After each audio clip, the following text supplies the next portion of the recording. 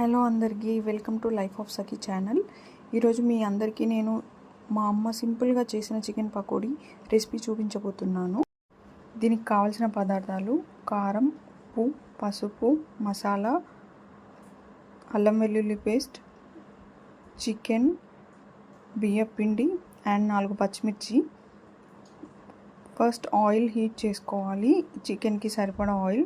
ఇది డీప్ ఫ్రైకి కాదండి, నార్మల్గా మనం కర్రీకి ఎంత వేస్తామో అంతకంటే కొంచెం ఎక్కువ వేసి అది సిమ్లో పెట్టి వేడి చేసుకోవాలి.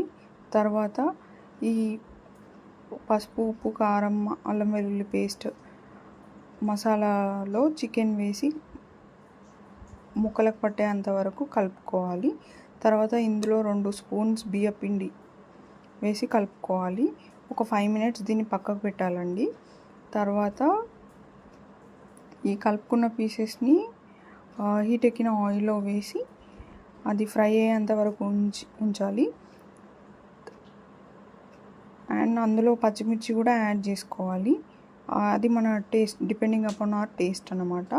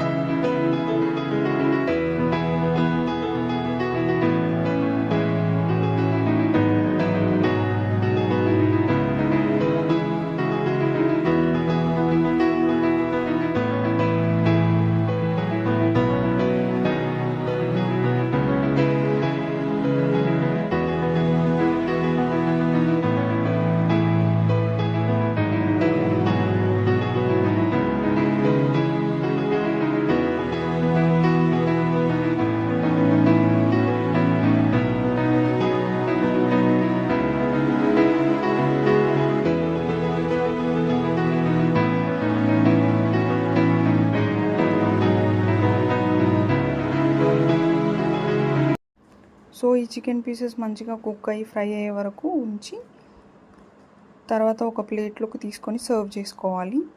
అంతే, simple chicken pakodi without using cornflour ready అండి.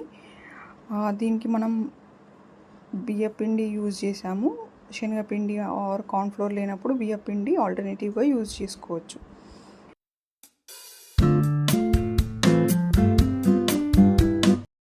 మీకు ఈ వీడియో నచ్చితే లైక్ చేయండి, షేర్ చేయండి, సబ్స్క్రైబ్ చేయండి. Thank you for watching my channel. Have a good day everyone.